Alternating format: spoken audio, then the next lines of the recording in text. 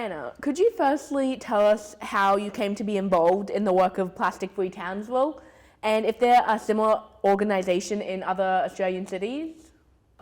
Well, I first came across it when there was a Facebook ad, believe it or not. I had about 5 people send it to me and say, you'd be perfect for this, you have to apply. And I looked it over and went, oh, I'd love to do this.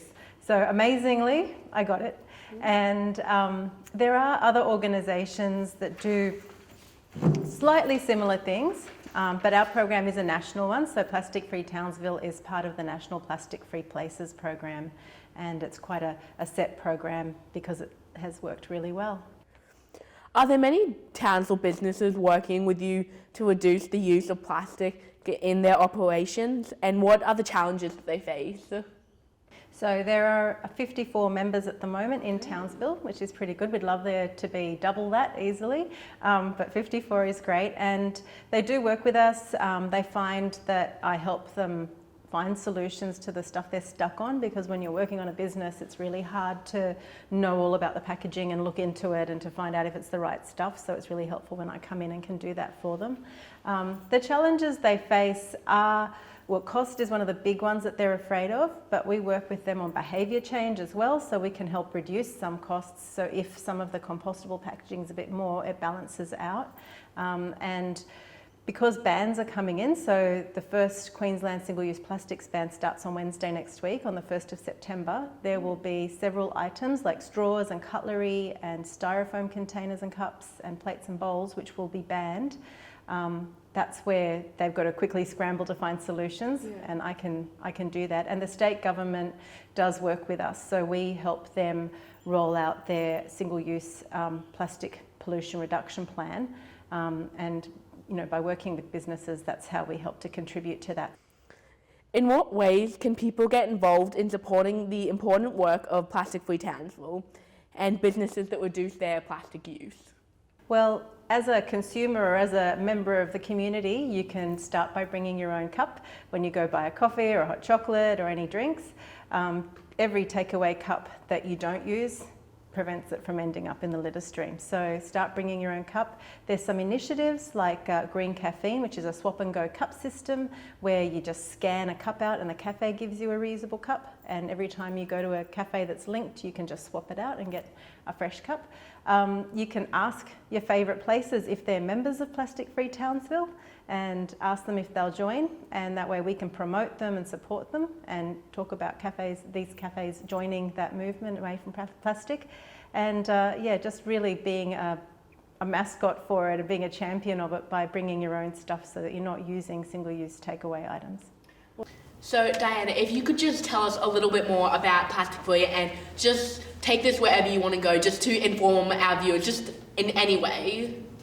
So the approach that we take is one of avoid, reuse and switch, where with avoid it means, is there an item that you can eliminate, like straws, for example. A lot of people hate paper straws, and that's when they realise how easy it is to have a drink without a straw and just use their lips. So that's the first stage of it. Then reuse is if you can take a reusable. We'll keep straws as the example. If you really need a straw, you can bring a metal or a bamboo or a silicone or a glass straw even.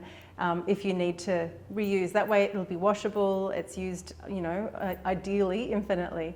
And switch is the last option, which is if you really do need a single-use option, try to find the best option. Now with these bans that are coming into Queensland, certain items will have to be switched and they have to meet certain criteria. So they have to meet Australian composting standards. There's the home compostability standard, which is known as AS 5810. It must say that on items when you buy them. So when you go to the supermarket in the picnic section where you see plates and bowls and things like that, you'll see that they'll start to have those logos on them, and they're eliminating their plastic options because they will be banned. So those are the things you need to switch to if you need to use single-use options.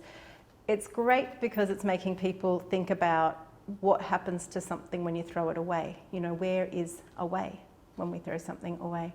And you know, these items that we work with in the program, which are straws and cutlery and coffee cups and lids, takeaway containers, single-use plastic bags and water bottles, your plastic water bottles. The reason we work to eliminate those in our program is because they are among the most commonly littered items found in beach cleanups. So that's where the program was born. It was about saying, well, if we can turn off that tap of pollution, that's one thing that we're not contributing to anymore, and the hospitality business industry can contribute in that way, and the costs aren't so difficult, and there are options for them. So that's why we choose those items. And so I know that you have kids. So how would, for just anyone who has kids, how do you like teach them, oh, we have to use this and not this? Well, I guess in our family, they've grown up that way. We bring our own cutlery, we bring our own cups, and they know that we generally just do without otherwise. If we want to go have a meal or have a drink, we will sit down and dine in and use washable cups and, you know, real cups. So they've grown up that way. They know that when we go somewhere and there's rubbish on the ground, we pick it up and we put it in the bin. And, you know, I think if everybody did a little bit of that, we'd be able to, you know, start creating some solutions.